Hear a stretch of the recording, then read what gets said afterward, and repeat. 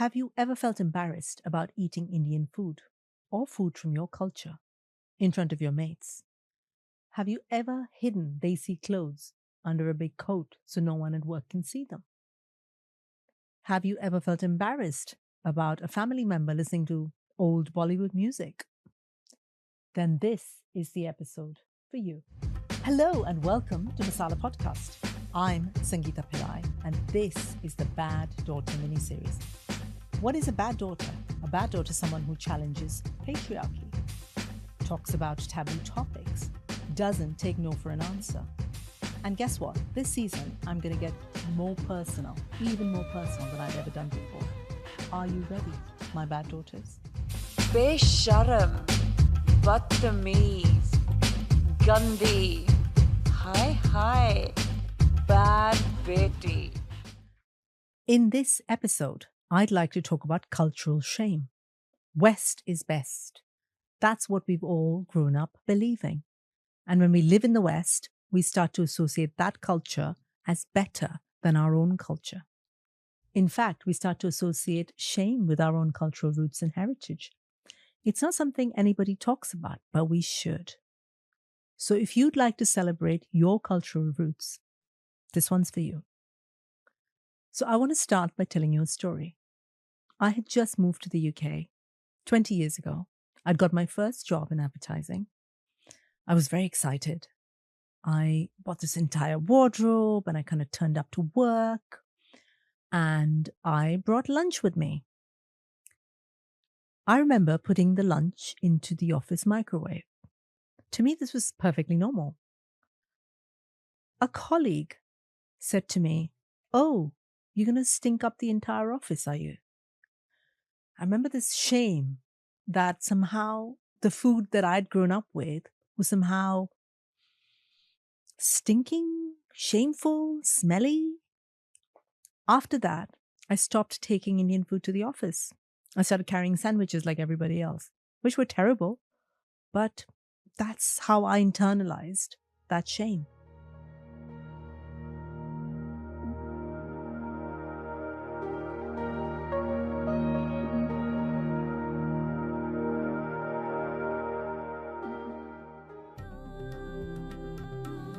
Cultural shame is the feeling of trying to fit your vibrant, vast, multicultural identity into a narrow frame.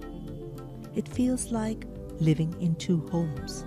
One filled with loud laughter, ancient music, and deep, comforting smells.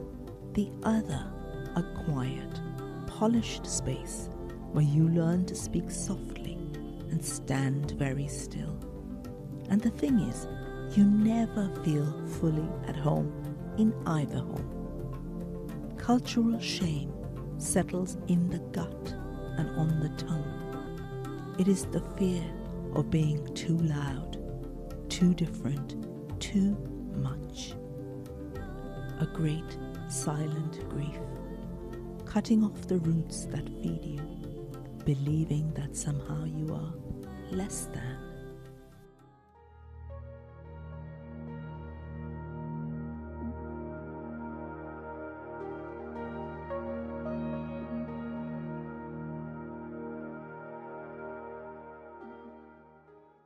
So I internalized somebody else's racism and it stopped me enjoying my own culture.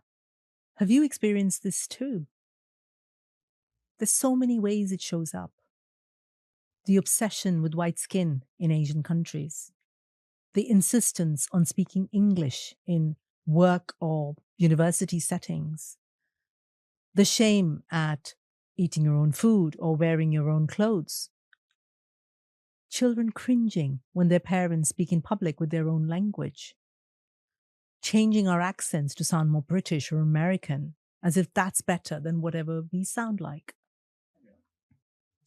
And there's something else.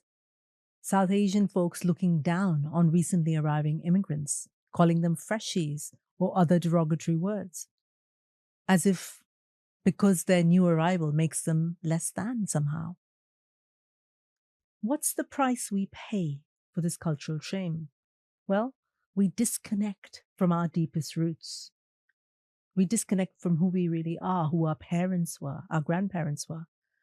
And this in turn creates a lack of self-worth, imposter syndrome. We don't think we're good enough. And we get stuck in a loop of perfectionism, trying to be like someone we're not. When in fact, we have so much to celebrate about our culture, so much to be proud of. So how did I work my way out of this? So as I was telling you about that lunch episode, I changed myself completely. I got rid of all my bright clothes. I started to wear these grays and browns like every other corporate person. I stopped speaking my language when somebody from back home called me. I stopped telling people about the celebrations that were part of my life, like Diwali or Onam. I just would never tell them. I rejected a lot of my roots, and now I've gone full circle.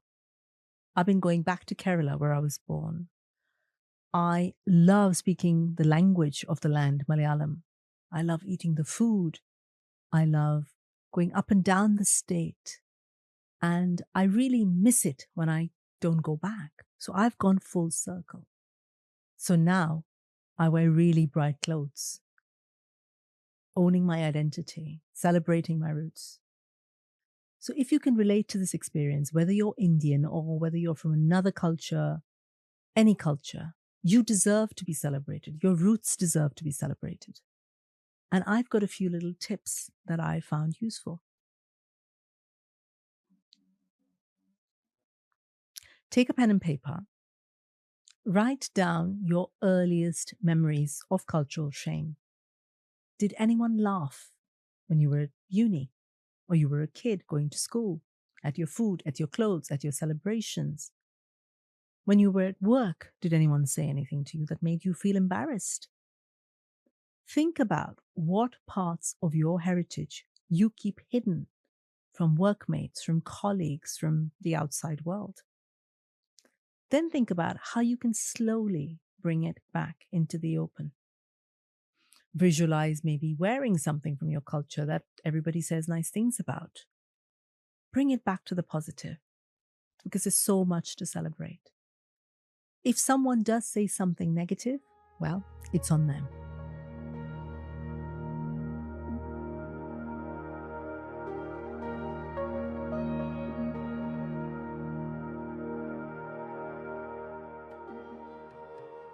There is a price we pay for our cultural shame.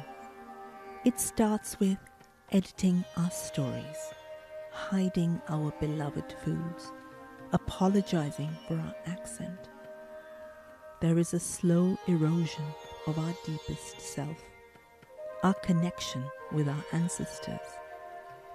It is the quiet sadness of losing the words that belong to your deepest self. The memory of those who came before you feels distant, like figures viewed through the fog. You know they're there, but you can no longer see them or hear them. There are no words for our cultural shame.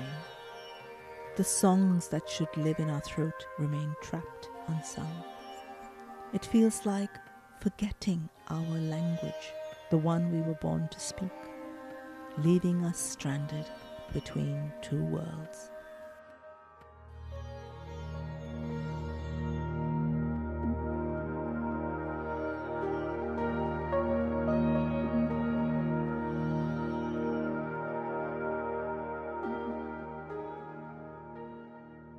I'd love to read an extract from my book, Bad Daughter. Writing this book was one of the most profound ways that I reclaimed my heritage, that I shut down the voices that told me to be ashamed of my own culture. I've reclaimed all of those beautiful parts of myself, as you'll hear. This was me in a Kerala temple. A few days later, I find myself at Kudirikal, the ancestral temple for my father's family, as if pulled by an unseen energy. It's the afternoon. The temple is closed, but the attendant looks at my face and unlatches the gate. Bright yellow turmeric forms trails below the snake gods. There are fat garlands of yellow flowers and ash mixed with turmeric, piling up in mounds. Thick incense sticks, some still smoking, create a sacred atmosphere. A few banana leaf squares, probably from the earlier puja, contrast sharply in their green vividness against the bright yellow. I keep walking.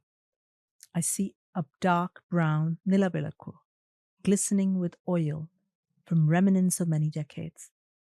It stands proud and strong with its many levels. I come to stand before a sign that reads Kudirikal Devi. This is the abode of the goddess. I climb the dark steps, drawn to her. A golden temple. Bell hangs to my left. Though the door is closed and I can't see her face, I can feel her. She welcomes me back as if I have never been away. Through the wooden door, I sense her love, her fierce love, and her powerful energy. I close my eyes, hands folded in prayer before the goddess, and then I see her, my grandmother. She is dancing. She has been dancing for hours in this very temple, before this very goddess. Her diamond nosepin glints in the brilliant burning light of 100 lamps. Her grey hair hangs down her back, now matted with sweat. Rivulets of sweat run down her body, some falling to the ground beneath her feet. But she doesn't stop. She keeps dancing. An electric feeling takes over my body. I can almost feel the primal energy bouncing off the temple walls. I can hear the throbbing sounds of the chenda, the drums. I can feel it building up and up and up. I can see my grandmother leaping and swaying and moving to the bouncing beats. I see the blazing torches held by the men, casting terrifying shadows in the darkness. The atmosphere crackles with energy.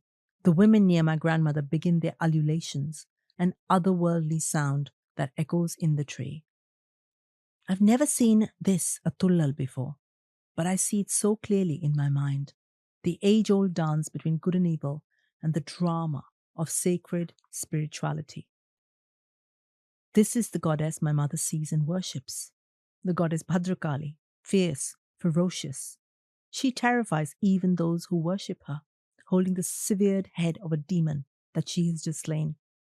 This is not a goddess for the faint of heart. She is full of heat and rage and unbridled sexual power. She adores the color red, dances in blood. My grandmother feels the chenda like a physical force, her body moving through the waves of sound and rhythm crashing. The drums are so loud that they seem to move through every human, every bird, every animal, every tree nearby. Her body jerks and shudders as if pulled by invisible strings. Her eyes are closed, her tears are flowing, her feet are moving so fast that they almost disappear. Then all the sounds and movements seem to crash together in one mighty roar, the goddess merging with the spiritual seeker. There's a sense of cathartic release, and my grandmother falls to the ground gasping. She stays there, unable to move or speak, for a long time. I'm here to do the same as my grandmother, to help women process their pain, transform it into power. I bow my head, hands folded in prayer before the goddess. Her doors remain closed, but her heart is always open. Yes, this is my heritage, and I gratefully accept it. If you enjoyed that extract, you'll love my book, Bad Daughter. It's about my story, going from the slums of Mumbai to the billboards of New York via a healing stopover in Kerala. It's about the pressure that all women face to be good girls. My readers love it. Here are some of the things they tell me. This is the best book I've ever read, says Hattie. This book made me cry, but also made my heart sore, says Archana. Your book made me think of my own inner voice and the stories I tell myself, says Caroline. So go to baddaughter.co.uk or type Bad Daughter on Amazon.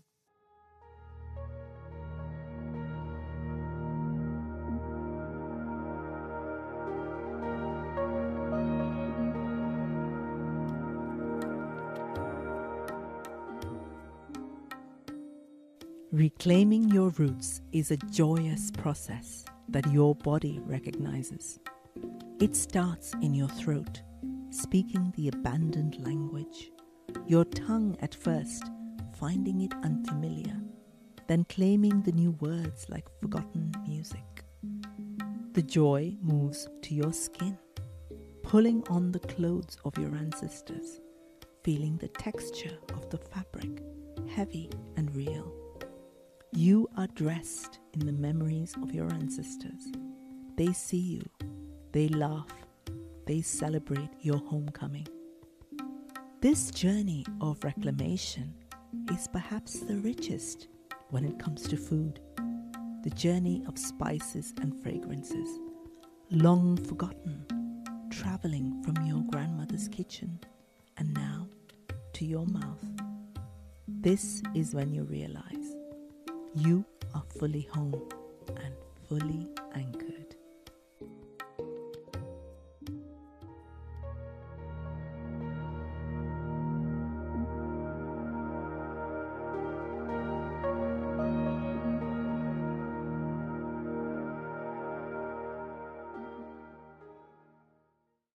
I hope you enjoyed this episode of Masala Podcast.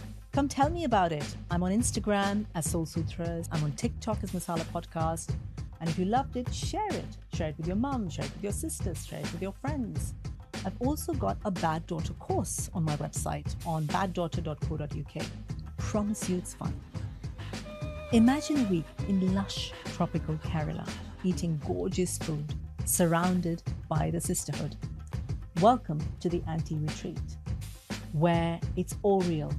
Real spirituality, real sisterhood, real Kerala food, real visits to sacred temples. Your money supports local Kerala women, so you'll be making a real difference. This is all part of my retreat in February. Go check out baddaughter.co.uk/Kerala retreats.